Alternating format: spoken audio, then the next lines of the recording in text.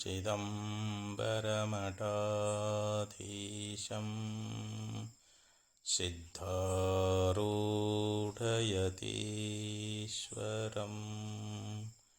शिष्यप्रशिष्यरूपेण बोधकं गुरुमाश्रये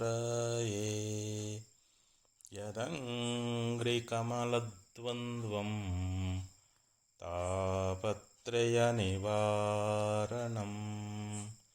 शान्तैक्यपदं देवं सिद्धारूढमहं भजे सिद्धारूढमहं भजे। ಅದ್ವೈತ ಸಾರ್ವಭೌಮ ಚಕ್ರವರ್ತಿ ಜಗದ್ಗುರು ಸಿದ್ಧಾರೂಢ ಮಹಾಸ್ವಾಮಿಗಳವರ, ಜಗದ್ಗುರು ಶಿವರಾಮವಧೂತರ, ಜಗದ್ಗುರು ಭಾರತೀ ಅಪ್ಪಾಜಿಯವರ ಪವಿತ್ರ ಚರಣಾರವಿಂದಗಳಲ್ಲಿ ಅನಂತಕೋಟಿ ಶಿರಸಾಷ್ಟಾಂಗ ಪ್ರಣಾಮವನ್ನು ಸಲ್ಲಿಸುತ್ತೇನೆ. ಶ್ರೀಮನ್ನಿಜುಣ ಶ್ರೀಗಳವರು ಕೈವಲ್ಯ ಪದ್ಧತಿಯೊಳಗೆ ಶಿವಕರ್ಣ್ಯ ಸ್ಥಳದಲ್ಲಿ ಬಹು ಸುಂದರವಾಗಿರತಕ್ಕಂಥ ಉಪದೇಶವನ್ನು ನೀಡ್ತಾ ಇದ್ದಾರೆ. ಪರಮಾತ್ಮನ ಒಂದು ಪಾದದ ಮಹಿಮೆಯನ್ನು ನಮಗಿಲ್ಲಿವರೆಗೆ ಬಹು ಸುಂದರವಾಗಿ ಉಪದೇಶ ಮಾಡ್ತಾ ಬಂದರು. ಈ ಒಂದು 4ನೇ ನುಡಿಯೊಳಗೆ ಆ ಪರಮಾತ್ಮನ ಒಂದು ವಿಶೇಷವಾದ ಮಹಿಮೆ ಎನ್ನುವಂಥದ್ದನ್ನು ಇಲ್ಲಿ ಹೇಳ್ತಾ ಇದ್ದಾರೆ. ಮನುಮುನಿ ನರನಾಗ ಧನುಜ ದಿವಿಜರನು ದಿನದೊಳು ಭಜಿಪುದು ನಿನ್ನ ಪಾದ, ವಿನಮಿತ ಸುರವಿಸರದ ಮಕುಟದ ಮಣಿ ಘನತೇಜದೊಡನಾಡಿ ನಿನ್ನ ಪಾದ, ನೆನೆದವರಘರಿಪು ಗಹನ ದಹನನುತ ಜನವನರುಹ ಹರವಿ ನಿನ್ನ ಪಾದ, ಕನಕ ಶಿಖರ ನಿಜ ನಿಳಯ ಧನದ ಸಖ ಜನನ ರಹಿತ ಭವ ನಿನ್ನ ಪಾದ ಅಂತ. ಇಲ್ಲಿ ಪರಮಾತ್ಮನ ಯಾವ ಪಾದ ಕಮಲಗಳನ್ನು ಯಾರ್ಯಾರು ಪ್ರತಿನಿತ್ಯದಲ್ಲಿ ಭಜಿಸ್ತಾ ಇದ್ದಾರೆ, ಧ್ಯಾನವನ್ನು ಮಾಡ್ತಾ ಇದ್ದಾರೆ, ಅಂಥ ಒಂದು ವಿಚಾರವನ್ನು ಈ ಯಾವ ನುಡಿಯೊಳಗೆ ಬಹು ಸುಂದರವಾಗಿ ನಮಗೆ ಉಪದೇಶ ಮಾಡ್ತಾ ಇದ್ದಾರೆ. ಮನು ಅಂತಂದರೆ ಇಲ್ಲಿ ಸ್ವಯಂಭೂ ಮೊದಲಾಗಿರ್ತಕ್ಕಂಥ ಯಾವ 14 ಜನ ಮಂದಿ ಮನುಗಳದಾರ, ಆ ಮನುಗಳಾಗಿರ್ತಕ್ಕಂಥವರು ಕೂಡ ಸದಾಕಾಲದಲ್ಲಿ ಪರಮಾತ್ಮನ ಯಾವ ಪಾದ ಕಮಲಗಳನ್ನು ಧ್ಯಾನ ಮಾಡುವಂಥವರಾಗಿದ್ದಾರೆ. ಆ ನಿನ್ನ ಪರಮಾತ್ಮನ ಪಾದಗಳೇನದಾವು ಅಂತಂದರೆ ಅವು ನಮಸ್ಕಾರ ಮಾಡಿಸ್ಕೊಳ್ಳಲಿಕ್ಕೆ ಯೋಗ್ಯ ಆಗಿದ್ದಾವೆ ಅಂತ. ಅದಕ್ಕೆ ಇಲ್ಲಿ ಮನು ಅಂತ ಹೇಳಿದರು. ಅಂದರೆ ಸ್ವಯಂಭೂ ಮೊದಲಾಗಿರ್ತಕ್ಕಂಥ ಏನು 14 ಜನ ಮನುಗಳಿದಾರ, ಅವರೆಲ್ಲರೂ ನಿರಂತರವಾಗಿ ನಿನ್ನ ಚರಣ ಕಮಲಗಳನ್ನೇ ಧ್ಯಾನ ಮಾಡುವಂಥವರಾಗಿದ್ದಾರೆ. ಹಾಗೆ ಮುನಿಗಳು ಅಂತ ವಶಿಷ್ಠರೇ ಮೊದಲಾಗಿರ್ತಕ್ಕಂಥ 78 ಕೋಟಿ ಜನ ಮುನಿಗಳಿದ್ದಾರೆ. ಆ ಮುನಿಗಳೂ ಕೂಡ ನಿನ್ನನ್ನು ಧ್ಯಾನ ಮಾಡುವಂಥವರಾಗಿದ್ದಾರೆ. ನರನಾಗ ಅಂತ ಹೇಳಿದರು. ನರ ಅಂದ್ರೆ ಮನುಷ್ಯರು. ಈ ಮರ್ತ್ಯಲೋಕದಲ್ಲಿರ್ತಕ್ಕಂಥ ಮಾನವರು ಕೂಡ ಆ ಪರಮಾತ್ಮನ ಯಾವ ಪಾದ ಕಮಲಗಳನ್ನು ನಿತ್ಯದಲ್ಲಿ ಭಜಿಸುವಂಥವರಾಗಿದ್ದಾರೆ ಅಂತ. ಇನ್ನು ನಾಗ ಅಂತ ಪಾತಾಳ ಲೋಕದಲ್ಲಿರ್ತಕ್ಕಂಥವ್ರು, ಧನುಜ ಅಂತಂದರೆ ರಾಕ್ಷಸರು ಅಂತ. ಪಾತಾಳ ಲೋಕದಲ್ಲಿರ್ತಕ್ಕಂಥ ಯಾವ ಜೀವಿಗಳಾಗಲಿ ಮತ್ತು ರಾಕ್ಷಸರಾಗಲಿ, ದಿವಿಜರು ಅಂತಂದರೆ ದೇವತೆಗಳು. ದೇವತೆಗಳೂ ಕೂಡ ನಿರಂತರವಾಗಿ ಆ ಪರಮಾತ್ಮನ ಭಜನೆ ಎನ್ನುವಂಥದ್ದನ್ನು ಪ್ರತಿ ದಿವಸ ಅನುದಿನದೊಳಗು ಅಂತ ಹೇಳ್ತಾ ಇದ್ದಾರೆ. ಪ್ರತಿನಿತ್ಯದಲ್ಲಿಯೂ ಕೂಡ ಭಜಿಪುದು ಅಂದರೆ ಧ್ಯಾನ ಮಾಡಲಿಕ್ಕೆ ಯೋಗ್ಯವಾಗಿರ್ತಕ್ಕಂಥದ್ದು ನಿನ್ನ ಪಾದ ಅಂತ ಹೇಳಿದರು. ಆ ಪರಮಾತ್ಮನ ಪಾದ ಅನ್ನುವಂಥದ್ದು ಯಾವ ಮನು ಮುನಿಗಳಿಂದ ಮೊದಲುಗೊಂಡು ಸ್ವಯಂಭೂ ಮೊದಲಾಗಿರ್ತಕ್ಕಂಥ ಯಾವ ಮನುಗಳಾಗಲಿ, ಮುನಿಗಳು ವಸಿಷ್ಠಾದಿ 88 ಕೋಟಿ ಯಾವ ಮುನಿಗಳಾಗಲಿ, ಮಾನವರಾಗಲಿ, ಪಾತಾಳ ಲೋಕದವರಾಗಲಿ, ರಾಕ್ಷಸರಾಗಲಿ, ದೇವತೆಗಳಾಗಲಿ, ಇವರೆಲ್ಲರೂ ಪ್ರತಿನಿತ್ಯದಲ್ಲಿ ಸದಾ ನಿನ್ನ ಚರಣಕಮಲಗಳನ್ನು ಭಜಿಸ್ತಾ ಇದ್ದಾರೆ. ಅಂಥ ಭಜಿಸಲಿಕ್ಕೆ ನಿನ್ನ ಪಾದಗಳು ಯೋಗ್ಯಗಳಾಗಿದ್ದಾವೆ ಅಂಥೇಳಿ ಇಲ್ಲಿ ಶ್ರೀಮನ್ನಿಜುಣಶ್ರೀಗಳವರು ಭಾಳ ಸುಂದರವಾಗಿ ಹೇಳ್ತಾರೆ. ಯಾಕಂದ್ರೆ ಪರಮಾತ್ಮನ ಒಂದು ಚರಣಕಮಲಗಳನ್ನು ನಾವು ನಿರಂತರವಾಗಿ ಧ್ಯಾನಿಸಿದ್ದೀವಿ ಅಂತಂದ್ರೆ ನಮ್ಮಲ್ಲಿರ್ತಕ್ಕಂಥ ಸಕಲ ಪಾಪಗಳು ದೂರಾಗಿ ಹೋಗಿಬಿಡ್ತಾ ಇದ್ದಾವೆ ಅಂತ. ಯಾಕಂದರೆ ನಮಗೆ ಏನೆಲ್ಲ ಪ್ರಾಪ್ತವಾಗ್ತಾ ಇದೆ ಅಂತ. ಕಿಂ ಕಿಂ ನ ಜೀರ್ಯತಿ ಮುಕುಂದ ಪದಾರವಿಂದ ದ್ವಂದ್ವಾಭಿವಂದನ ಕೃತಾಮಿಹ ದೇಹಭಾಜಾಂ ಅತ್ಯದ್ಭುತೌಷಧ ವಿಶೇಷ ನಿಷೇವಕಾನಾಂ ಆಪಾದ ಏತ್ಕಿಮನರ್ಥಮಪತ್ಯ ಸೇವಾ. ಒಬ್ಬ ಮಹಾತ್ಮರು ಒಂದು ಶ್ಲೋಕದಲ್ಲಿ ಈ ಪರಮಾತ್ಮನ ಯಾವ ಪಾದ ಕಮಲಗಳಿಗೆ ಯಾರು ನಿರಂತರವಾಗಿ ಭಜಿಸ್ತಾ ಇದ್ದಾರೋ, ಭಕ್ತಿ ಎನ್ನುವಂಥದ್ದನ್ನು ಮಾಡ್ತಾ ಇದ್ದಾರೋ, ಅವರಿಗೆ ಯಾವುದೇ ಪಾಪ ಅನ್ನುವಂಥದ್ದು ಅವರಲ್ಲಿ ಉಳಿಯುವುದಿಲ್ಲ. ಅಂದರೆ ಎಲ್ಲ ಪಾಪನೂ ಕೂಡ ನಾಶ ಆಗ್ತದೆ ಅಂತ. ಕಿಂ ಕಿಂ ನ ಜೀರ್ಯತಿ ಮುಕುಂದ ಪದಾರವಿಂದ. ಇಲ್ಲಿ ಪರಮಾತ್ಮನ ಯಾವ ಪಾದ ಕಮಲಗಳು ಅಂತೇನದಾವು, ಆ ಪಾದ ಕಮಲಗಳಿಗೆ ಯಾವುದೇ ಒಬ್ಬ ಮನುಷ್ಯನಾಗಿರಲಿ ಯಾವ ಪಾಪ ತಾನೆ ಎನ್ನುವಂಥದ್ದು ನಾಶ ಆಗುವುದಿಲ್ಲ.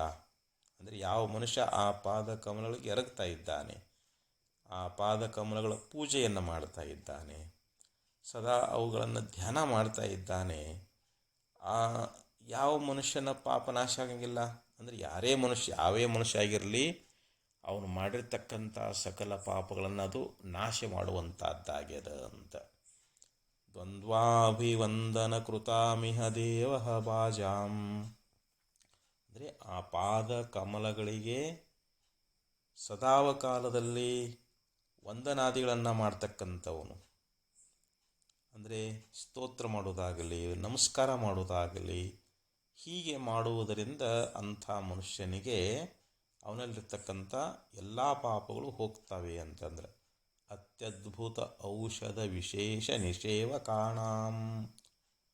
ಅದ್ಭುತವಾಗಿರ್ತಕ್ಕಂಥ ಔಷಧ ವಿಶೇಷವನ್ನು ಯಾವನು ಸೇವಿಸ್ತಾ ಇದ್ದಾನೆಯೋ ಅಪಥ್ಯವು ಅನರ್ಥವನ್ನು ಹೇಗೆ ತಾನೇ ಉಂಟು ಮಾಡೀತು ಅಂತ ಹೇಳ್ತಾರೆ. ಅಂದರೆ ಅಂಥ ಔಷಧವನ್ನು ಸೇವನಾ ಮಾಡ್ತಕ್ಕಂಥವನಿಗೆ ಅನರ್ಥ ಆಗ್ತದೇನೋ? ಇಲ್ಲ, ಅವನಲ್ಲಿರ್ತಕ್ಕಂಥ ರೋಗಗಳನ್ನು ಅದು ನಾಶ ಮಾಡಿಬಿಡ್ತದಂತ. ನಾವು ಸರಿಯಾದ ಔಷಧವನ್ನು, ಆ ರೋಗಕ್ಕೆ ತಕ್ಕಂಥ ಔಷಧವನ್ನು ನಾವು ಸೇವನಾ ಮಾಡಿದ್ದೀವಿ ಅಂತಂದರೆ ಅದು ಹೆಂಗೆ ರೋಗವನ್ನು ನಿವಾರಣೆ ಮಾಡುವಂಥದ್ದಾಗ್ತದೋ ಹಾಗೆ ನಮಗೂ ಕೂಡ ಪರಮಾತ್ಮನ ಪಾದಗಳಲ್ಲಿ ಮಾಡುವಂಥ ಯಾವ ಒಂದು ಸೇವೆಯಾಗಲಿ, ಧ್ಯಾನ ಆಗಲಿ, ನಮ್ಮಲ್ಲಿರುವಂಥ ಸಕಲ ಪಾಪಗಳನ್ನು ಅದು ನಾಶ ಮಾಡಿಬಿಡ್ತದೆ ಅನ್ನುವಂಥ ಮಾತನ್ನು ಬಹು ಸುಂದರವಾಗಿ ನಮಗೆ ಮಹಾತ್ಮರು ಉಪದೇಶ ಅನ್ನುವಂಥದ್ದನ್ನು ಮಾಡ್ಕೊಂಡು ಬಂದಾರೆ. ಅದಕ್ಕೆ ನಾವು ಯಾವಾಗಲೂ ಪರಮಾತ್ಮನ ಚರಣಗಳಲ್ಲಿ ನಾವು ಭಜಿಸ್ತಾ ಇರಬೇಕು, ಅವುಗಳನ್ನು ನಾವು ಧ್ಯಾನ ಮಾಡ್ತಾ ಇರಬೇಕು ಅಂತ. ಅದಕ್ಕೆ ಹೇಳಿರೋರು ವಿನಮಿತ ಸೂರ ವಿಸರದ. ವಿನಮಿತ ಅಂತಂದ್ರೆ ಏನು? ನಮಸ್ಕರಿಸಿದಂಥ. ಸುರವಿಸರದ ಅಂದರೆ ದೇವತೆಗಳ ಒಂದು ಸಮೂಹ.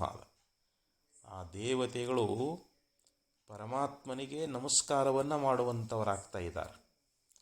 ಮುಕುಟದ ಮಣಿ, ಅವರೇನ ತಮ್ಮ ತಲೆಗಳ ಕಿರೀಟಗಳನ್ನು ಧಾರಣ ಮಾಡಿದಾರಲ್ಲ, ಆ ಕಿರೀಟದಲ್ಲಿರ್ತಕ್ಕಂಥ ಒಂದು ರತ್ನಗಳು ಘನ ತೇಜದೊಡನಾಡಿ, ಆ ರತ್ನಗಳ ಒಂದು ಹೆಚ್ಚಿನ ಒಂದು ಪ್ರಕಾಶ ಅನ್ನುವಂಥದ್ದು ಒಡನಾಡಿ ಅಂತಂದ್ರೆ ಕೂಡಿಕೊಂಡಿರ್ತಕ್ಕಂಥದ್ದು ಅಂತ. ಯಾಕಂದರೆ ಅವರು ತಮ್ಮ ಕಿರೀಟಗಳಲ್ಲಿ ಬೆಳೆ ಬಾಳ್ತಕ್ಕಂಥ ರತ್ನಗಳನ್ನು ಧರಿಸಿದ್ದಾರೆ. ಅಂಥ ರತ್ನ ಅನ್ನುವಂಥದ್ದು ಏನದ ಅಂತಂದರೆ ಅವು ಪರಮಾತ್ಮನಿಗೆ ನಮಸ್ಕಾರ ಮಾಡುವಂಥ ಸಮಯದೊಳಗೆ ಅದು ಹೆಚ್ಚಾದ ಪ್ರಕಾಶದಿಂದ ಕೂಡಿಕೊಂಡಿರುವಂಥದ್ದಾಗ್ತದೆ. ನೆನೆದವರ ಅಘರಿಪು ಅಂತ ಹೇಳಿದರು. ಯಾರು ಆ ಪರಮಾತ್ಮನ ಸ್ಮರಣೆಯನ್ನು ಮಾಡುವಂಥವರಾಗಿದ್ದಾರ ಅವರ ಅಘ ಅಂತಂದ್ರೇನು? ಪಾಪರೂಪವಾಗಿರ್ತಕ್ಕಂಥ ರಿಪು, ವೈರಿ. ಪಾಪರೂಪವಾಗಿರ್ತಕ್ಕಂಥ ಈ ವೈರಿ ಎನ್ನುವಂಥದ್ದು ಗಹನ ದಹನ. ಗಹನ ಅಂತಂದ್ರೆ ಏನು? ಇಲ್ಲಿ ಕಾಡನ್ನುವಂಥದ್ದು. ದಹನ ಅಂತಂದ್ರೆ ಸುಡತಕ್ಕಂಥದ್ದು. ಇಲ್ಲಿ ಪಾಪರೂಪವಾಗಿರ್ತಕ್ಕಂಥ ವೈರಿ ಎನ್ನುವಂಥ ಈ ಕಾಡನ್ನು ಸುಡುವಂಥದ್ದು ಯಾವುದು ಅಂತಂದರೆ ಪರಮಾತ್ಮನ ಪಾದಕಮಲಗಳು ಅಂತ. ಯಾರು ಪರಮಾತ್ಮನ ಚರಣಗಳನ್ನು ಸ್ಮರಣ ಮಾಡ್ತಾ ಇದ್ದಾರೋ ಅವರಲ್ಲಿರ್ತಕ್ಕಂಥ ಪಾಪರೂಪ ಅನ್ನುವಂಥ ವೈರಿ, ಆ ವೈರಿಯನ್ನು ಅದೇನು ಮಾಡ್ತದೆ? ಗಹನ ದಹನ ಅಂತ ಹೇಳಿದರು. ಅಂಥ ಆ ಕಾಡನ್ನು ಇದು ಸುಡುವಂಥದ್ದಾಗ್ಯದ. ಆಮೇಲೆ ಹೇಳ್ತಾರೆ ನೂತ ಜನ ವನರುಹ.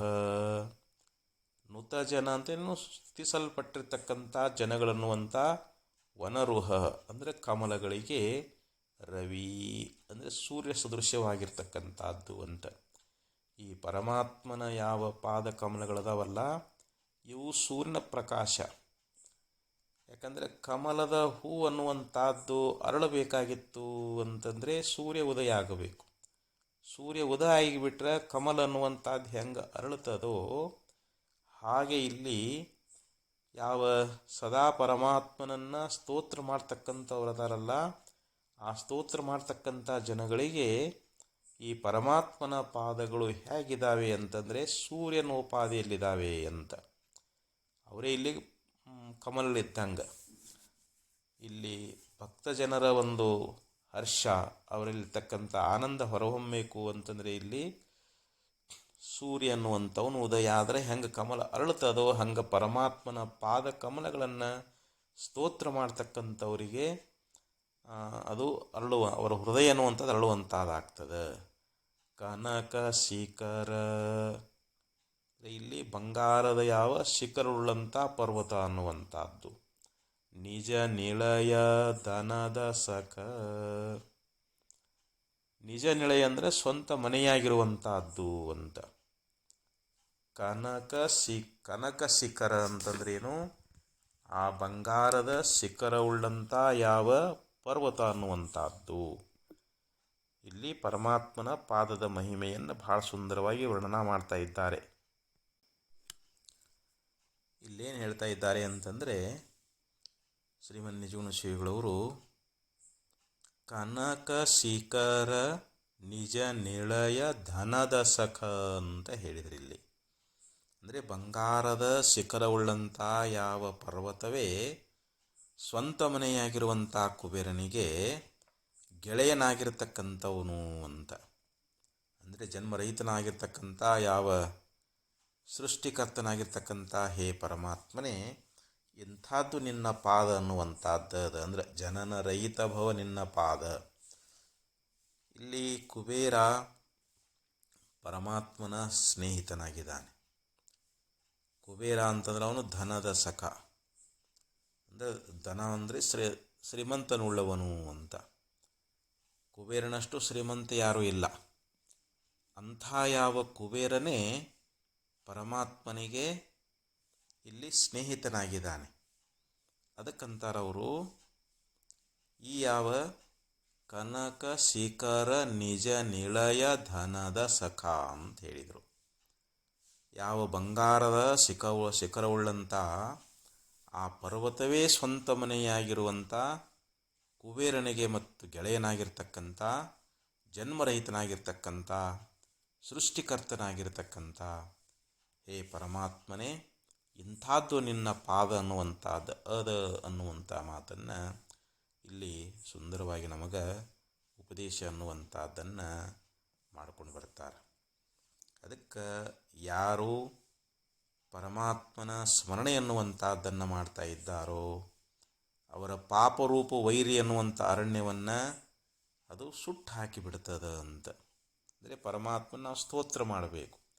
ಸದಾ ಅವನ ಧ್ಯಾನವನ್ನು ಮಾಡಿದ್ದೀವಿ ಅಂತಂದರೆ ನಮ್ಮಲ್ಲಿರ್ತಕ್ಕಂಥ ಸಕಲ ಪಾಪಗಳು ಸುಟ್ಟು ಭಸ್ಮವಾಗಿ ಬಿಡ್ತಾ ಇದ್ದಾವೆ. ಅದಕ್ಕೆ ಇಂಥ ಯಾವ ಪರಮಾತ್ಮನಲ್ಲಿ ಭಕ್ತಿಯನ್ನು ಮಾಡ್ತಕ್ಕಂಥವರಿಗೆ ಸರ್ವ ವಿಧವಾಗಿರ್ತಕ್ಕಂಥ ಫಲಗಳು ಕೂಡ ಪ್ರಾಪ್ತವಾಗ್ತಾ ಇದ್ದಾವೆ.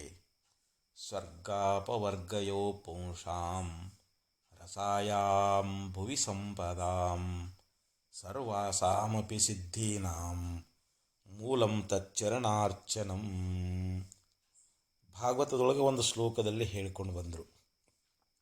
ಮರ್ತ್ಯಲೋಕದೊಳಗೆ ಯಾರು ಆ ಪರಮಾತ್ಮನಿಗೆ ವಿಶೇಷವಾಗಿರ್ತಕ್ಕಂಥ ಪಾದ ಪೂಜಾದಿಗಳನ್ನು ಮಾಡ್ತಾ ಇದ್ದಾರೋ ಅಂಥವರಿಗೆ ಇಲ್ಲಿ ಏನಪ್ಪ ಲೋಕದೊಳಗೆ ದೊರಕ್ತದೆ ಅಂತಂದರೆ ಸ್ವರ್ಗ ಮೋಕ್ಷಗಳು. ಸ್ವರ್ಗದ ಅಪೇಕ್ಷೆ ಇತ್ತಂದರೆ ಸ್ವರ್ಗ ಪ್ರಾಪ್ತಿಯಾಗ್ತದೆ. ಇಲ್ಲ ಈ ಜನಭರಣಗಳಿಂದ ಬಿಡುಗಡೆಯನ್ನು ಹೊಂದಿ ನಾವು ಮುಕ್ತರಾಗಬೇಕು, ಈ ಭವಸಾಗರವನ್ನು ದಾಟಬೇಕು ಅಂತ ತಿಳ್ಕೊಂಡು ಆ ಪರಮಾತ್ಮನ ಪೂಜಾದಿಗಳನ್ನು ಮಾಡಿದರು ಅಂತಂದರೆ ಅವರಿಗೆ ಮೋಕ್ಷವೂ ಕೂಡ ಸಿದ್ಧಿಯಾಗ್ತದೆ ಅಂತ. ಮತ್ತು ಈ ಲೋಕದೊಳಗೆ ಎಲ್ಲ ರೀತಿಯಾಗಿರ್ತಕ್ಕಂಥ ಸಂಪತ್ತುಗಳು ನಮಗೆ ಪ್ರಾಪ್ತಿಯಾಗಬೇಕಾದ್ರೆ ಅದಕ್ಕೆ ಮೂಲ ಯಾವುದು ಅಂತಂದರೆ ಪರಮಾತ್ಮನ ಪೂಜೆಯಲ್ಲದೆ ಮತ್ತೊಂದಿಲ್ಲ ಅಂತ ಹೇಳ್ತಾರೆ. ನಾವು ಪರಮಾತ್ಮನ ಪಾದಗಳನ್ನು ಪೂಜಿಸುವುದರಿಂದ, ಧ್ಯಾನಿಸುವುದರಿಂದ, ಸೇವಿಸುವುದರಿಂದ ನಮಗೆ ಈ ಲೋಕದೊಳಗೆ ಸ್ವರ್ಗ ಮತ್ತು ಮೋಕ್ಷ ಇವು ಪ್ರಾಪ್ತಿಯಾಗ್ತವೆ ಇದ್ದಾವೆ. ಮತ್ತು ಎಲ್ಲ ರೀತಿಯಾಗಿರ್ತಕ್ಕಂಥ ಸಂಪತ್ತುಗಳನ್ನು ನಾವು ಪಡ್ಕೊಳ್ತಾ ಇದ್ದೀವಿ ಅಂಥೇಳಿ ಸರ್ವಾಸಾಮಪಿ ಸಿದ್ಧೀನಾಂ ಮೂಲಂ ತಚ್ಚರಣಾರ್ಚನಂ ಅಂತ ಹೇಳಿದರು. ಎಲ್ಲ ಸಿದ್ಧಿಗಳಿಗೂ ಮೂಲವಾಗಿರತಕ್ಕಂಥದ್ದು ಆ ಪರಮಾತ್ಮನನ್ನು ಅರ್ಚನೆ ಮಾಡುವಂಥದ್ದು ಆಗ್ಯದ ಅಂಥೇಳಿ ಇಲ್ಲಿ ಭಾಗವತ್ಕಾರರು ಬಹು ಸುಂದರವಾಗಿ ಹೇಳ್ಕೊಂಡು ಬಂದರು. ಅದಕ್ಕೆ ನಾವು ಪರಮಾತ್ಮನ ಚರಣಗಳಲ್ಲಿ ವಿಶೇಷವಾಗಿರ್ತಕ್ಕಂಥ ಭಕ್ತಿ ಎನ್ನುವಂಥದ್ದನ್ನು ಮಾಡಬೇಕು ಅಂತ. ತಮಿಳುನಾಡದೊಳಗೆ ಪೊನ್ನಾಂಬಲ ಅನ್ನುವಂಥ ಒಂದು ಸುಂದರವಾಗಿರ್ತಕ್ಕಂಥ ಪಟ್ಟಣ. ಅಲ್ಲಿ ಯಾವ ಒಂದು ಶಿವಭಕ್ತರನ್ನುವಂಥವರು ವಿಶೇಷವಾಗಿ ಅಲ್ಲಿ ವಾಸ ಮಾಡಿಕೊಂಡಿದ್ದರು. ಎಲ್ಲಿ ನೋಡಿದ್ರೂ ಕೂಡ ಸುಂದರವಾಗಿರ್ತಕ್ಕಂಥ ವಾಸ್ತುಶಿಲ್ಪದಿಂದ ಕೂಡಿಕೊಂಡಿರ್ತಕ್ಕಂಥ ಆ ಪೊನ್ನಾಂಬಲನಾಥನ ಒಂದು ದೇವಾಲಯ ಅನ್ನುವಂಥದ್ದು ಬಹಳ ಸುಂದರವಾಗಿ ಕಂಗೊಳಿಸ್ತಾ ಇತ್ತು. ಸದಾ ಅವನ ಕೀರ್ತನೆ ಎನ್ನುವಂಥದ್ದನ್ನು, ಭಜನೆ ಎನ್ನುವಂಥ ಮಾಡ್ತಕ್ಕಂಥ ಒಂದು ಜನಸಮೂಹ ಅನ್ನುವಂಥದ್ದು ಅಲ್ಲಿ ಇರ್ತಾ ಇತ್ತು. ಅಂಥ ಒಂದು ಸಮಯದೊಳಗೆ ಅಲ್ಲಿ ಒಬ್ಬ ಭಕ್ತನಾಗಿರ್ತಕ್ಕಂಥವನು, ಅವನು ಶುದ್ಧವಾಗಿ ಸತ್ಯಶುದ್ಧವಾಗಿರ್ತಕ್ಕಂಥ ಕುಂಬಾರ ಕಾಯಕದಲ್ಲಿ ನಿರತಾಗಿದ್ದ. ಅವನು ಪರಮ ಶಿವಭಕ್ತನಾಗಿದ್ದ. ಅವನ ಹೆಸರು ತಿರುನೀಲಕಂಠ ಅಂಥೇಳಿ. ಅವನು ಸತ್ಯದ ಒಂದು ಸಾಕಾರದ ಮೂರ್ತಿಯಾಗಿದ್ದ. ಅವನಿಗೆ ಸತ್ಯವತಿ ಎನ್ನುವಂಥ ಒಬ್ಬ ಒಳ್ಳೆ ಪತಿವ್ರತೆಯಾಗಿರ್ತಕ್ಕಂಥ ಧರ್ಮಪತ್ನಿ ಇದ್ಲು. ಇಬ್ಬರೂ ಸುಖವಾಗಿ ಸಂಸಾರವನ್ನು ನಡೆಸ್ಕೊಂಡು ಹೋಗ್ತಾ ಇದ್ದರು. ಇಂಥ ಯಾವ ದಂಪತಿಗಳು, ಯಾಕಂದ್ರೆ ಸತಿಪತಿಗಳೊಂದಾದ ಭಕ್ತಿ ಹಿತವಾಗಿಪ್ಪುದು ಶಿವಂಗೆ ಅಂತ ಹೇಳ್ತಾರೆ. ಗಂಡ ಹೆಂಡತಿ ಇಬ್ಬರೂ ಪರಮಾತ್ಮನಲ್ಲಿ ಭಕ್ತಿ ಉಳ್ಳವರಾಗಿದ್ದರು ಅಂತಂದರೆ ಪರಮಾತ್ಮನಿಗೆ ಭಾಳ ಸಂತೋಷ ಆಗ್ತದಂತ. ಹೀಗೆ ಪೊನ್ನಾಂಬಲನಾಥನ ಒಂದು ಪರಮಭಕ್ತರಾಗಿದ್ದುಕೊಂಡು ಪ್ರತಿನಿತ್ಯವೂ ಕೂಡ ಯಾವ ತಿರುನೀಲಕಂಠರು ಏನು ಮಾಡ್ತಿದ್ರು, ಸೂರ್ಯಾಸ್ತ ಆಗೋ ತನಕ ಆ ಪೊನ್ನಾಂಬಲನಾಥನ ಒಂದು ಪೂಜೆ ಅನ್ನುವಂಥದ್ದನ್ನು ಹೋಗಿ ಮಾಡ್ಕೊಂಡು ಬರ್ತಾಯಿದ್ರು. ಒಂದು ದಿನ ಹೀಗೆ ಪೂಜಾ ತೀರಿಸ್ಕೊಂಡು ಬರ್ತಾ ಇರಬೇಕಾದ್ರೆ ದಾರಿಯೊಳಗೆ ಒಬ್ಬ ವೇಶ್ಯೆಯ ಸೇವಕಿ, ದಾಸಿಯಾಗಿರ್ತಕ್ಕಂಥವಳು ಏನು ಮಾಡಿದ್ಲು ಅಂತಂದ್ರೆ, ಬೀದಿಯೊಳಗೆ ಯಾರು ಹೋಗ್ತಾರೆ ಅನ್ನೋದನ್ನು ಆಕೆ ಗಮನ ಕೊಡಲಿಲ್ಲ. ಆಕೆ ಏನು ಮಾಡಿದರು, ತನ್ನ ಒಡತಿಯ ಆ ಎಂಜಲ ನೀರೇನದಲ್ಲ ಅದನ್ನು ಬೀದಿಗೆ ಚೆಲ್ಲಿಬಿಟ್ಲು. ಅದು ಸಂತರಾಗಿರ್ತಕ್ಕಂಥ ತಿರುನೀಲಕಂಠರಿಗೆ ಅವ್ರ ಮೇಲೆ ಬೀಳ್ತದೆ. ಆವಾಗ ಆ ಮಹಾತ್ಮರು ಶಿವಶಿವ ಅಂಥೇಳಿ ಪೊನ್ನಂಬಲನಾಥ ಅಂತ ಹಿಂಗೆ ಉದ್ಗಾರವನ್ನು ಮಾಡ್ತಾ ಇದ್ದಾರೆ. ಅದನ್ನು ಕೇಳಿಸಿಕೊಂಡು ಹೊರಗೆ ಬಂದು ಇಣಿಕಿ ನೋಡಿದಾಗ ಆ ವೇಷ ಅತ್ಯಂತ ಭಯಭಕ್ತಿಯಿಂದ ಓಡೋಡಿ ಬರ್ತಾ ಇದ್ದಾಳೆ. ಬಂದು ಅವರ ಪಾದದ ಮೇಲೆ ಸಾಷ್ಟಾಂಗ ಪ್ರಣಾಮವನ್ನು ಮಾಡ್ತಾ ಇದ್ದಾಳೆ. ಹೇ ಪ್ರಭು, ಏನೋ ತಿಳಿಲಾರ್ದಂಗೆ ನನ್ನ ದಾಸಿಯಾಗಿರ್ತಕ್ಕಂಥವಳು ಮಹಾ ಅಪರಾಧ ಮಾಡಿದಾಳ, ನೀನು ಕ್ಷಮ ಮಾಡಬೇಕು ಅಂಥೇಳಿ ತನ್ನ ಮನೆಗೆ ಕರ್ಕೊಂಡು ಬರ್ತಾ ಇದ್ದಾಳೆ. ಅವರಿಗೆ ಸ್ನಾನ ಮಾಡಿಸ್ತಾ ಇದ್ದಾಳೆ. ಒಳ್ಳೆಯ ಮಡಿ ಬಟ್ಟೆಯನ್ನು ಅವರಿಗೆ ತೊಡಸ್ತಾ ಇದ್ದಾಳೆ. ನಾನಾ ರೀತಿಯಾಗಿರ್ತಕ್ಕಂಥ ಪೂಜಾ ಪ್ರಸಾದವನ್ನು ತೀರಿಸಿಕೊಂಡು ದಯಮಾಡಿಸ್ಬೇಕಂಥೇಳಿ ಬೇಡಿಕೊಳ್ತಾ ಇದ್ದಾಳೆ. ಆಕೆಯ ಒಂದು ವಿನಯದಿಂದ, ಆ ದೈನ್ಯದಿಂದ ಅವರು ಆಕೆಯ ಮಧುರವಾಗಿರ್ತಕ್ಕಂಥ ಭಕ್ತಿಗೆ ಮೆಚ್ಚಿ ಆಗಲಿ ಅವ ಹಾಗೆ ಆಗಲಿ ಅಂತೇಳಿ ಒಳಗೆ ಹೋಗ್ತಾ ಇದ್ದಾರೆ. ಆಕೆ ಭಕ್ತಿಯಿಂದ ಒಳ್ಳೆಯ ಪರಿಮಳಯುಕ್ತವಾಗಿರ್ತಕ್ಕಂಥ ಬಿಸಿನೀರಿಂದ ಸ್ನಾನ ಮಾಡಿಸಿ ಶುಭ್ರವಾಗಿರ್ತಕ್ಕಂಥ ಮಡಿ ಉಡುಗೆಯನ್ನು ತೊಡಿಸಿ ಸುಗಂಧ ದ್ರವ್ಯಗಳನ್ನು ಅವರಿಗೆ ಹಚ್ಚಿ ಈ ರೀತಿಯಾಗಿ ಅವರ ಪಾದ ಪೂಜೆ ಎನ್ನುವಂಥದ್ದನ್ನು ಅತ್ಯಂತ ವಿನಯಪೂರ್ವಕವಾಗಿ ಭಕ್ತಿಪೂರ್ವಕವಾಗಿ ಆಕೆ ಮಾಡ್ತಾ ಇದ್ದಾಳೆ. ಒಳ್ಳೆ ರುಚಿಯಾಗಿರ್ತಕ್ಕಂಥ ಪ್ರಸಾದವನ್ನು ಅವರಿಗೆ ನೀಡಿ ಈ ರೀತಿ ಪಚ್ಚಕರ್ಪೂರಯುಕ್ತವಾಗಿರ್ತಕ್ಕಂಥ ತಾಂಬೂಲವನ್ನು ಕೊಟ್ಟು ಬೀಳ್ಕೊಡ್ತಾ ಇದ್ದಾಳೆ. ಈ ಕಡೆ ಮನೆಯೊಳಗೆ ಹೆಂಡತಿ ದಾರಿ ನೋಡ್ತಿರ್ತಾಳೆ. ನಮ್ಮ ಪತಿದೇವ ಇಷ್ಟೊಳಗೆ ಬರಬೇಕಾಗಿತ್ತು, ಇಷ್ಟೊಂದು ಯಾಕೆ ತಡವಾಗಿ ಬಂದರು ಅಂಥೇಳಿ ಬಂದ ಕೂಡಲೇ ಅವರ ಒಂದು ಶರೀರದೊಳಗೆ ಸುವಾಸನೆ ಬರ್ತಾ ಇರ್ತದಲ್ಲ, ಪತಿಯನ್ನು ನೋಡಿ ಆಕೆಗೆ ಸಂಶಯ ಬರ್ತದೆ. ಆಕೆ ಸ್ವಲ್ಪ ದೂರ ಸರಿತಾ ಇದ್ದಾಳೆ. ಪತ್ನಿಯನ್ನು ಇತ್ತ ಬಾ ಅಂಥೇಳಿ ಅವನು ಪ್ರೇಮದಿಂದ ತನ್ನ ಪತ್ನಿಯ ಕೂಗಿ ಸರಗನ್ನು ಹಿಡಿದು ಎಳಿತಾ ಇದ್ದಾನೆ. ಆವಾಗ ಆಕೆ ಏನಂತಾಳ, ನೀನು ನನ್ನನ್ನು ಮುಟ್ಟಿದರೆ ಶಿವನಾಣೆ ಆದೀತು ಅಂಥೇಳಿ ಆಣೆ ಇಟ್ಟುಬಿಟ್ಲು. ಇನ್ನು ತನ್ನೆಲ್ಲ ಪ್ರೀತಿ ಎನ್ನುವಂಥದ್ದನ್ನು ತಿರುನೀಲಕಂಠರು ಏನು ಮಾಡಿದರು ಅಂತಂದರೆ ಪರಮಾತ್ಮನಲ್ಲೇ ಇಡುವಂಥವರಾದರು. ಯಾವುದೊಂದು ಬೇಸರ ಮಾಡಿಕೊಳ್ಳಾರದೆ, ಆಕೆಯನ್ನು ಮುಟ್ಟಲಾರದೆ, ಈ ವಿಷಯವನ್ನು ಯಾರಿಗೂ ಕೂಡ ತಿಳಿಸಲಾರ್ದಂಗೆ ಅವರು ಪರಮಾತ್ಮನಲ್ಲಿ ವಿಶೇಷವಾಗಿರ್ತಕ್ಕಂಥ ಭಕ್ತಿಯನ್ನು ಮಾಡುವಂಥವರಾಗ್ತಾ ಇದ್ದಾರೆ. ಹಿಂಗೆ ಅವರು ಆದರ್ಶ ದಂಪತಿಗಳಾಗಿ ತಮ್ಮ ಬಾಳು ಅನ್ನುವಂಥದ್ದನ್ನು 80 ವರ್ಷ ಆಗೋ ತನಕ ಹೀಗೆ ಮಾಡ್ಕೊತ ಬರ್ತಾ ಇದ್ದಾರೆ. ಅವ್ರಿಗೆ 80 ವರ್ಷ ಆಗ್ತಾ ಇದ್ದಾರೆ ನೋಡಿರಿ. ಅವರು ಯೌವನದೊಳಗಿದ್ದವ್ರು 80 ವರ್ಷ ಆದ್ರೂ ಕೂಡ ಒಬ್ಬರನ್ನೊಬ್ಬರು ಮುಟ್ತಾ ಇಲ್ಲ. ಒಂದೇ ಮನೆಯೊಳಗಿದ್ದುಕೊಂಡು ಒಬ್ಬರನ್ನೊಬ್ಬರನ್ನು ಮುಟ್ಲಾರ್ದಂಗೆ ಹಿಂಗೆ ಸಂಸಾರದ ಒಂದು ವ್ಯವಹಾರಗಳನ್ನು ಮಾಡಿರುವಂಥದ್ದನ್ನು ಕಂಡು, ಅವರ ವ್ರತ ಅವರ ನಿಷ್ಠೆ ಎನ್ನುವಂಥದ್ದನ್ನು ಕಂಡು ಪರಮಾತ್ಮ ಮೆಚ್ಚುತ್ತಾ ಇದ್ದಾನೆ. ಇವರನ್ನು ಪರೀಕ್ಷೆ ಮಾಡಬೇಕು, ಅವರ ನಿಷ್ಠಾ ಮತ್ತು ಅವ್ರ ಭಕ್ತಿ ಎನ್ನುವಂಥದ್ದು ಜಗತ್ತಿಗೆ ತೋರಿಸ್ಬೇಕು ಅಂಥೇಳಿ ಪರಮಾತ್ಮ ಸಂಕಲ್ಪವನ್ನು ಮಾಡ್ತಾ ಇದ್ದಾನೆ. ಒಂದು ದಿವಸ ಒಬ್ಬ ಒಳ್ಳೆ ವೃದ್ಧ ಭಿಕ್ಷುಕನ ವೇಷವನ್ನು ಹಾಕ್ಕೊಂಡು ಕೈಯೊಳಗೆ ಒಂದು ಮಣ್ಣಿನ ಕಪ್ಪರವನ್ನು ಹಿಡ್ಕೊಂಡು ಬರ್ತಾ ಇದ್ದಾನೆ. ಅವ್ರ ಮನೆಗೆ ಬರ್ತಾ ಇದ್ದಾನೆ.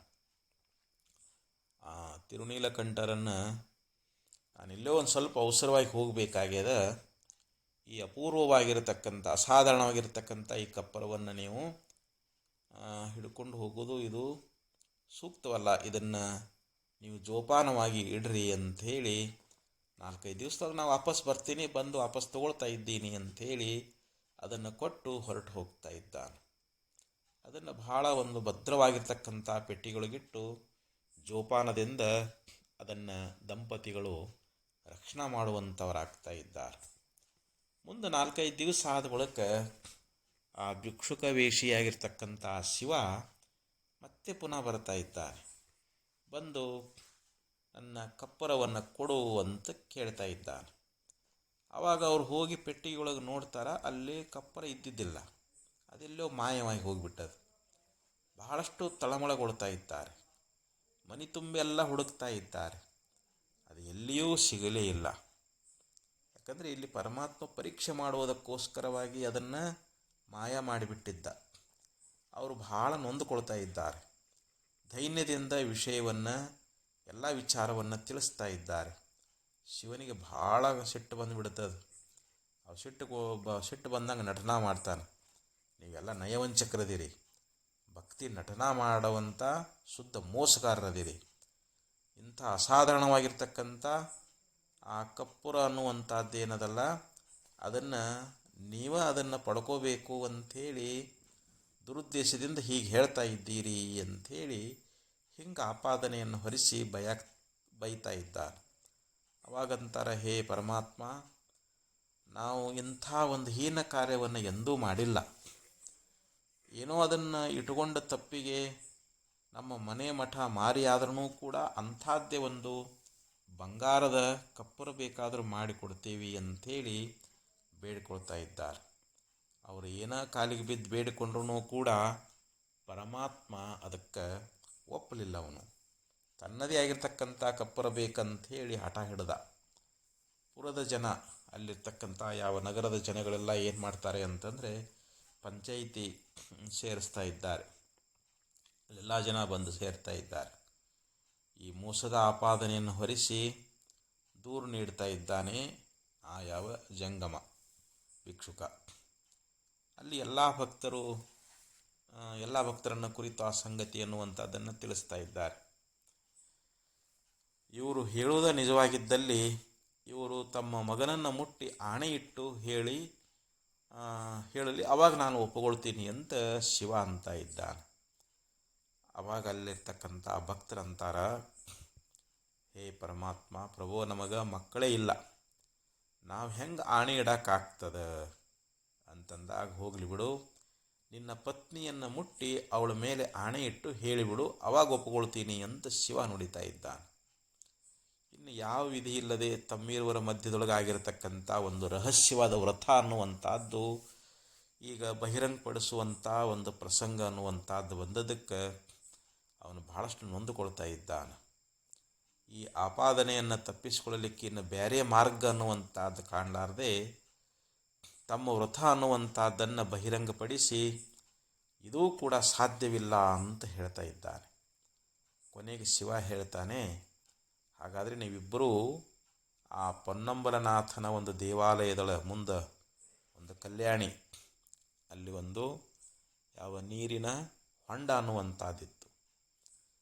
ನಾನು ಹಿಡಿದಿರ್ತಕ್ಕಂಥ ಈ ಬೆತ್ತವನ್ನು ಇಬ್ಬರೂ ಒಂದೊಂದು ಕಡೆ, ಹೆಂಡತಿ ಒಂದು ಕಡೆ ಹಿಡ್ಕೊಳ್ಳಿ, ಗಂಡ ಒಂದು ಕಡೆ ಹಿಡ್ಕೊಳ್ರಿ. ನೀವಿಬ್ಬರೂ ಅದನ್ನು ಹಿಡ್ಕೊಂಡು ಮುಳುಗಿ ಮೇಲೆದ್ರೆ ಸಾಕು, ನಾನು ಒಪ್ಪಿಕೊಳ್ತಾ ಇದ್ದೀನಿ ಅಂತ ಹೇಳ್ತಾ ಇದ್ದಾನೆ. ಅಂದರೆ ನಾವು ಏನೂ ಮೋಸ ಮಾಡಿಲ್ಲ ಅಂತೇಳಿ ಹೇಳಿಬಿಡಬೇಕು ಅಂತಂದ. ಅದಕ್ಕೆ ಅವ್ರಿಗೆ ಒಪ್ಪಿಗೆ ಆಗ್ತದೆ. ಆವಾಗ ಅವರಿಬ್ಬರು ಏನು ಮಾಡಿದರು, ಬೆತ್ತ ಹಿಡ್ಕೊಂಡು ಆ ಕೊಳದೊಳಗೆ ಮುಳುಗಿ ಮ್ಯಾಲೆದ್ದಾಗ ಏನಾಗಿತ್ತು ಅಂತಂದರೆ ಭಾಳ ಚಮತ್ಕಾರ ಆಯಿತು. ಅವರೇನು 80 ವರ್ಷದ ಮುದುಕರಾಗಿದ್ರಲ್ಲ, ಆ ನೀರೊಳಗೆ ಮುಳುಗಿ ಮ್ಯಾಲೆ ಏಳೋದ್ರೊಳಗಾಗಿ ಅವರಿಗೆ ಯೌವನಾವಸ್ಥೆ ಬಂದುಬಿಟ್ಟಿತ್ತು. ಅವರು ಭಾಳ ಸುಂದರವಾಗಿರ್ತಕ್ಕಂಥ ತರುಣಿಯರಾಗಿಬಿಟ್ಟಿದ್ರು ಅವರು.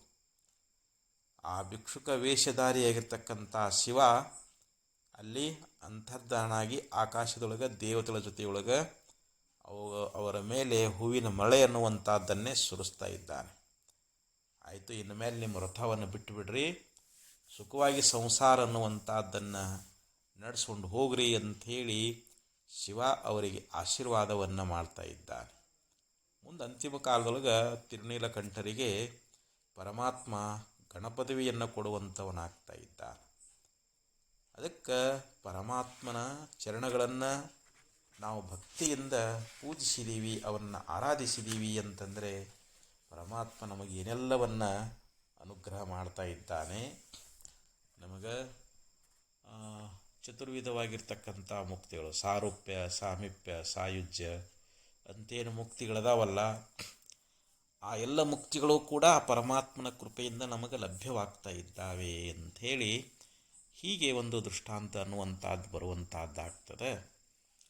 ಇನ್ನು ಪರಮಾತ್ಮನ ಪಾದ ಕಮಲ ಅನ್ನುವಂಥದ್ದು ಅದು ಪ್ರಣವಕ್ಕೆ ಸ್ಥಾನವಾಗಿರ್ತಕ್ಕಂಥದ್ದು, ಮಂತ್ರಗಳಿಗೆ ಮನೆಯಾಗಿರ್ತಕ್ಕಂಥದ್ದು, ಅಣಿಮಾದಿ ಅಷ್ಟ ಸಿದ್ಧಿಗಳಿಗೆ ಅದು ಭೂಮಿಯಾಗಿದೆ ಅನ್ನುವಂಥ ಮಾತನ್ನು ಈ ಮುಂದಿನ ನುಡಿಯೊಳಗೆ ಹೇಳ್ತಾ ಇದ್ದಾರೆ.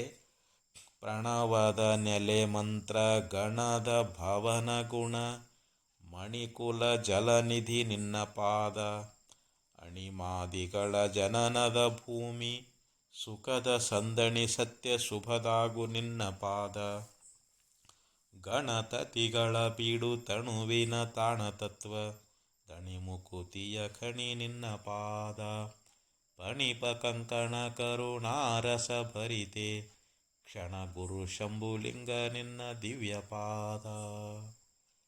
ಪ್ರಣವದ ನೆಲೆ ಅಂತ ಹೇಳಿದರು. ಇಲ್ಲಿ ಓಂಕಾರದ ಒಂದು ಸ್ಥಾನವಾಗಿರುವುದು. ಓಂಕಾರ ಅಂದರೆ ಇಲ್ಲಿ ಪ್ರಣವ ಅಂದರೆ ಓಂಕಾರ ಅಂತ ಕರೀತಾ ಇದ್ದಾರೆ. ಓಂ ಅಂತೆ ನಾವು ಓಂಕಾರವನ್ನು ಉಚ್ಚಾರ ಮಾಡ್ತಾ ಇದ್ದೇವಲ್ಲ, ಆ ಓಂಕಾರಕ್ಕೆ ಸ್ಥಾನ ಯಾವುದಪ್ಪ ಅಂತಂದರೆ ಆ ಪರಮಾತ್ಮನ ಪಾದಕಮಲಗಳೇ ಆಗಿದ್ದಾವೆ ಅಂತ. ಅಂದರೆ ಪರಮಾತ್ಮ ಓಂಕಾರ ಸ್ವರೂಪನೇ ಅದಾನ. ಓಂಕಾರದ ಲಕ್ಷ್ಯ ತಸ್ಯ ವಾಚಕ ಪ್ರಣವ ಅಂತ ಹೇಳ್ತಾ ಇದ್ದಾರೆ. ಆ ಓಂಕಾರ ಅನ್ನುವಂಥದ್ದು ಯಾವ ವಾಚಕವಾಗಿರ್ತಕ್ಕಂಥದ್ದು, ಪರಮಾತ್ಮನ ವಾಚಕವಾಗಿರ್ತಕ್ಕಂಥದ್ದು. ಆ ಓಂಕಾರವನ್ನು ನಾವು ನುಡಿಯುವುದರಿಂದ ನಾವು ಆ ಪರಮಾತ್ಮನ ಸ್ವರೂಪವನ್ನೇ ಹೊಂದ್ತಾ ಇದ್ದೀವಿ. ಓಮಿತ್ಯೇಕಾಕ್ಷರಂ ಬ್ರಹ್ಮ ವ್ಯಾಹರನ್ ಮಾ ಮನುಸ್ಮರನ್ ಗೀತೆಯಲ್ಲಿ ಪರಮಾತ್ಮ ಹೇಳ್ತಾ ಇದ್ದಾನೆ. ಈ ಓಂ ಅನ್ನುವಂಥದ್ದು ಏಕಾಕ್ಷರಿ ಮಂತ್ರ ಅಂತ ಹೇಳಿಸಿಕೊಳ್ತದೆ. ಓಮಿತಿ ಬ್ರಹ್ಮ ಅಂತ ಹೇಳ್ತಾರೆ. ಓಂ ಅಂತದ್ರದು ಬ್ರಹ್ಮವೇ ಅಂತ. ಅದಕ್ಕೆ ಈ ರೀತಿ ಓಂಕಾರದ ಮಹಿಮಾ ಅನ್ನುವಂಥದ್ದು ಬರ್ತದೆ. ಆ ಓಂಕಾರಕ್ಕೆ ಸ್ಥಾನ ರೂಪವಾಗಿರ್ತಕ್ಕಂಥದ್ದು ಯಾವುದು ಅಂತಂದರೆ ಪರಮಾತ್ಮನ ಪಾದಕಮಲಗಳಾಗಿದ್ದಾವೆ ಅಂತ. ಮಂತ್ರಗಳ ಒಂದು ಸಮೂಹ ಅನ್ನುವಂಥದ್ದು. ಅನೇಕ ಮಂತ್ರಗಳದಾವು. ಆ ಎಲ್ಲ ಮಂತ್ರಗಳ ಒಂದು ಸಮೂಹಕ್ಕೆ ಭವನ ಅಂತಂದ್ರೇನು, ಮನೆಯಾಗಿರ್ತಕ್ಕಂಥದ್ದು ಯಾವುದು ಅಂತಂದರೆ ಪರಮಾತ್ಮನ ಪಾದಕಮಲಗಳು ಅಂತ. ಈಗ ನಾವು ಓಂ ನಾರಾಯಣಾಯ ನಮಃ ಅಂತ ಹೇಳ್ತೀವಿ, ಓಂ ನಮಃ ಶಿವಾಯ ಅಂತ ಹೇಳ್ತೀವಿ. ಇನ್ನು ರಾಮ ಮಂತ್ರ ಜೈ ರಾಮ್ ಶ್ರೀರಾಮ್ ಜೈ ಜೈ ರಾಮ್ ಅಂತ ಹೇಳ್ತೀವಿ. ಅಂದರೆ ಅನಂತ ಕೋಟಿ, ಸಪ್ತಕೋಟಿ ಮಹಾಮಂತ್ರಗಳದಾವೆ, 7 ಕೋಟಿ ಮಹಾಮಂತ್ರಗಳದಾವೆ. ಆ 7 ಕೋಟಿ ಮಹಾಮಂತ್ರಗಳ ಒಂದು ಭವನ ಅನ್ನುವಂಥದ್ದು, ಆ 7 ಕೋಟಿ ಮಹಾಮಂತ್ರ ಸಮೂಹಕ್ಕೆ ಮನೆಯಾಗಿರ್ತಕ್ಕಂಥದ್ದು ಯಾವುದು ಅಂತಂದರೆ ಇಲ್ಲಿ ಪರಮಾತ್ಮನ ಪಾದಕಮಲಗಳಾಗಿದ್ದಾವೆ. ಗುಣಮಣಿ ಕುಲ, ಈ ಸದ್ಗುಣಗಳನ್ನುವಂಥ ಒಂದು ರತ್ನಗಳ ಸಮೂಹ ಅನ್ನುವಂಥದ್ದೇನದಲ್ಲ, ಜಲನಿಧಿ ಅಂದರೆ ಸಮುದ್ರಪ್ರಾಯವಾಗಿರ್ತಕ್ಕಂಥದ್ದು. ಸಮುದ್ರದೊಳಗೆ ಅನೇಕ ರತ್ನಗಳದಾವ. ಸಮುದ್ರದೊಳಗೆ ನಾವು ಅನೇಕ ರತ್ನಗಳನ್ನು ಕಾಣ್ತಾ ಇದ್ದೀವಿ. ಆ ರತ್ನಗಳಿಗೆ ಆಶ್ರಯ ಸ್ಥಾನ ಯಾವುದಪ್ಪ ಅಂತಂದರೆ ಸಮುದ್ರ. ಹಂಗೆ ಇಲ್ಲಿ ಸದ್ಗುಣಗಳು ಅನ್ನುವಂಥ ಯಾವ ರತ್ನಗಳದಾವಲ್ಲ, ಆ ರತ್ನಗಳ ಸದ್ಗುಣ ಅನ್ನುವಂಥ ರತ್ನಗಳ ಸಮೂಹಕ್ಕೆ ಸಮುದ್ರಪ್ರಾಯವಾಗಿರ್ತಕ್ಕಂಥದ್ದು ಯಾವುದು ಅಂತಂದರೆ ನಿನ್ನ ಪಾದ, ಅಂದರೆ ಆ ಪರಮಾತ್ಮನ ಚರಣಗಳು ಅಂತ. ಅನೇಕ ಸದ್ಗುಣ ಸಮೂಹಗಳು ನಮ್ಮೊಳಗೆ ಇರಬೇಕಾಗಿತ್ತು ಅಂತಂದರೆ ಅದು ಪರಮಾತ್ಮನ ಒಂದು ಪಾದದ ಆಶ್ರಯ. ಅಲ್ಲಿ ಸಮುದ್ರಪ್ರಾಯವಾಗಿರ್ತಕ್ಕಂಥದ್ದೇ ಇಲ್ಲಿ ಪರಮಾತ್ಮನ ಚರಣಗಳಾಗಿದ್ದಾವೆ ಅಂತ ಹೇಳಿದರು. ಅಣಿಮಾದಿಗಳ, ಇಲ್ಲಿ ಅಣಿಮ, ಮಹಿಮ, ಗರಿಮ, ಪ್ರಾಪ್ತಿ, ಪ್ರಾಕಾಮಿ, ಈಶತ್ವ, ವಶಿತ್ವ ಅಂತೇಳಿ ಅಣಿಮಾದಿ ಅಷ್ಟಸಿದ್ಧಿಗಳದಾವು. ಆ ಅಣಿಮಾದಿ ಅಷ್ಟಸಿದ್ಧಿಗಳ ಜನನದ ಭೂಮಿ ಅಂತ ಉತ್ಪತ್ತಿ ಸ್ಥಾನವಾಗಿರತಕ್ಕಂಥದ್ದು. ಈ ಅಣಿಮಾದಿಗಳು ನಮಗೆ ಪ್ರಾಪ್ತವಾಗಬೇಕಾಗಿತ್ತು ಅಂತಂದರೆ ಪರಮಾತ್ಮನ ಕಮಲಗಳನ್ನು ನಾವು ಪೂಜಿಸುವುದರಿಂದ, ಧ್ಯಾನಿಸುವುದರಿಂದ, ಭಜಿಸುವುದರಿಂದ ನಮಗೆ ಅಣಿಮಾದಿ ಸಿದ್ಧಿಗಳು ಪ್ರಾಪ್ತವಾಗ್ತಾ ಇದ್ದಾವೆ. ಅಂಥ ಯಾವ ಜನನದ ಭೂಮಿ, ಯಾವ ಉತ್ಪತ್ತಿ ಸ್ಥಾನ ಅನ್ನುವಂಥದ್ದು, ಅಣಿಮಾದಿ ಅಷ್ಟಸಿದ್ಧಿಗಳಿಗೆ ಉತ್ಪತ್ತಿ ಸ್ಥಾನವಾಗಿರ್ತಕ್ಕಂಥದ್ದು ಯಾವುದು ಅಂತಂದರೆ ಪರಮಾತ್ಮನ ಪಾದಗಳಾಗಿದ್ದಾವೆ ಅಂತ ಹೇಳಿದರು. ಸುಖದ ಸಂದಣಿ ಅಂತಂದರೆ ಸುಖದ ಒಂದು ಸಮೂಹ. ನಾವು ಲೋಕದೊಳಗೆ ಅನೇಕ ವಿಧವಾಗಿರ್ತಕ್ಕಂಥ ಸುಖಗಳನ್ನು ನಾವು ಅನುಭೋಗ ಮಾಡ್ತೀವಿ. ಅನೇಕ ಭೋಗಗಳಿಂದ ಸ್ವರ್ಗಲೋಕದ ಭೋಗಗಳಾಗಲಿ, ಆ ಎಲ್ಲ ಭೋಗಗಳ ಒಂದು ಸುಖದ ಸಮೂಹಕ್ಕೆ ಸತ್ಯ ಅಂದರೆ ಯಥಾರ್ಥವಾಗಿರ್ತಕ್ಕಂಥ ಶುಭದಾಗು ಅಂದರೆ ಮಂಗಲವನ್ನು ಉಂಟು ಮಾಡುವಂಥದ್ದು. ನಮಗೆ ಮಂಗಲ ಅನ್ನುವಂಥದ್ದು ಮಂಗಲ ಅಂದರೆ ಕಲ್ಯಾಣ, ಶುಭ. ಆ ಶುಭವನ್ನು ಅಥವಾ ಮಂಗಲವನ್ನು ಉಂಟು ಮಾಡುವಂಥದ್ದು ಯಾವುದು ಅಂತಂದರೆ ಆ ಪರಮಾತ್ಮನ ಪಾದಗಳಾಗಿದ್ದಾವೆ. ಗಣತತಿಗಳ ಬೀಡು, ಈ ಪ್ರಮಥ ಗಣಗಳ ಒಂದು ಸಮೂಹ ಅನ್ನುವಂಥದ್ದೇನದ ಅವರಿಗೆ ಬೀಡು ಅಂತಂದ್ರೇನು, ಆಶ್ರಯವಾಗಿರತಕ್ಕಂಥದ್ದು. ಪ್ರಥಮ ಗಣಗಳೆಲ್ಲರೂ ಆ ಪರಮಾತ್ಮನ ಪಾದವನ್ನೇ ಆಶ್ರಯ ಮಾಡಿಕೊಂಡಿದ್ದಾರೆ. ನಾವೆಲ್ಲರೂ ಪರಮಾತ್ಮನ ಪಾದಗಳನ್ನೇ ಆಶ್ರಯ ಮಾಡಿಕೊಳ್ಬೇಕು ಅಂತ. ಯಾಕಂದರೆ ಕೈಲಾಸದಲ್ಲಿರ್ತಕ್ಕಂಥ ಅನೇಕ ಪ್ರಥಮ ಗಣಗಳು ಸಮೂಹ ಅನ್ನುವಂಥದ್ದೇನದ ಅವರೆಲ್ಲರೂ ಪರಮಾತ್ಮನ ಪಾದಗಳನ್ನೇ ಆಶ್ರಯ ಮಾಡಿಕೊಂಡಿರುವಂಥವರಾಗಿದ್ದಾರೆ.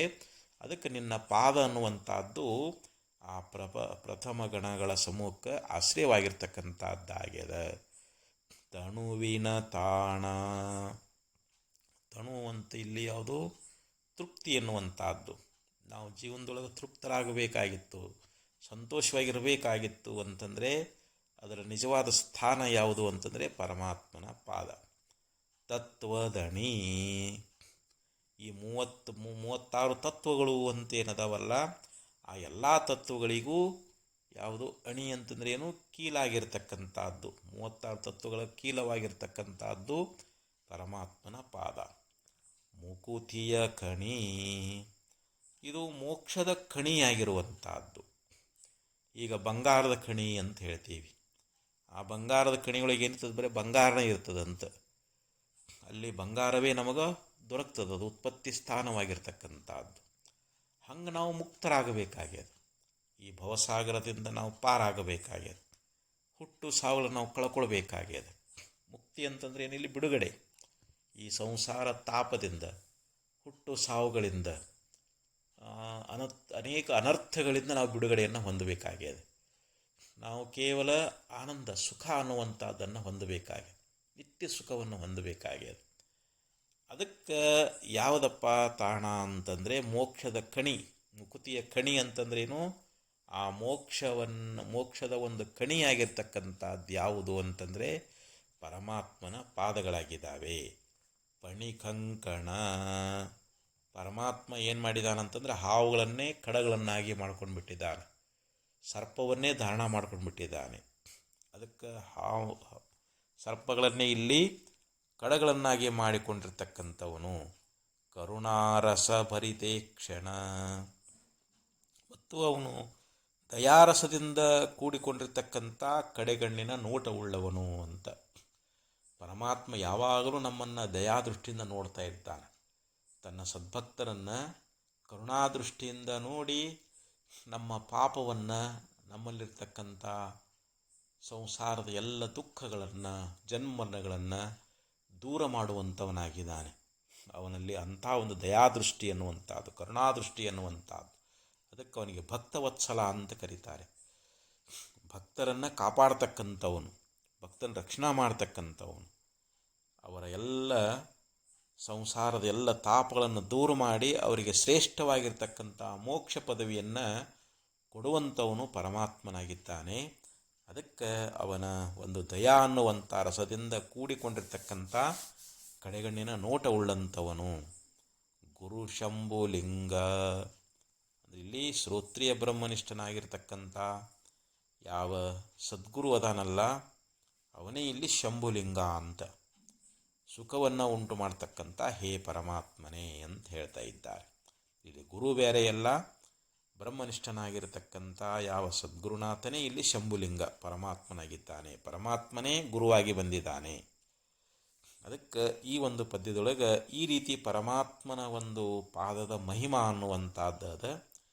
ಇಂಥ ಪಾದಗಳಿಗೆ ನಾವು ಶರಣಾಗತರಾಗಿ ಆ ಪರಮಾತ್ಮನ ಕೃಪೆಗೆ ನಾವು ಪಾತ್ರರಾದೀವಿ ಅಂತಂದರೆ ನಾವು ಈ ಭವಸಾಗರದಿಂದ ಮುಕ್ತರಾಗ್ತಾ ಇದ್ದೀವಿ. ಅದಕ್ಕೆ ಶರಣ ಜನರ ಸದು ಹೃದಯ ನಳಿನದಳು ಪರಿಶೋಭಿಸುತ್ತಿಹುದು ನಿನ್ನ ಪಾದ ಅಂತ. ಶರಣರು ಅಂದರೆ ಜ್ಞಾನಿಗಳು, ಸತ್ಪುರುಷರು, ಸಂತರು, ಶಿವಯೋಗಿಗಳು ಅಂತೇನದಾರ, ಅವರ ಹೃದಯ ನಳಿನದೊಳಗೆ, ಹೃದಯ ಕಮಲದೊಳಗೆ ಆ ಪರಮಾತ್ಮನ ಪಾದ ಅನ್ನುವಂಥದ್ದು ಶೋಭಾಯಮಾನವಾಗಿರ್ತಕ್ಕಂಥದ್ದಾಗಿದೆ ಎನ್ನುವಂಥ ಬಹು ಸುಂದರವಾಗಿರ್ತಕ್ಕಂಥ ವಿಚಾರವನ್ನು ಈ ಪದ್ಯದಲ್ಲಿ ಉಪದೇಶ ಮಾಡಿಕೊಂಡು ಬಂದಿದ್ದಾರೆ. ಮತ್ತು ನಾಳೆ ದಿವಸ ಮುಂದಿನ ಪದ್ಯವನ್ನು ವಿಚಾರ ಮಾಡೋಣ ಅಂತ ಹೇಳ್ತಾ ಈ 4 ನುಡಿಗಳ ಸದ್ಗುಣಕ್ಕೆ ಅರ್ಪಿಸಿ ಇಲ್ಲಿಗೆ ವಿರಮಿಸ್ತಾ ಇದ್ದೇನೆ. ಓಂ ತತ್ಸತ್.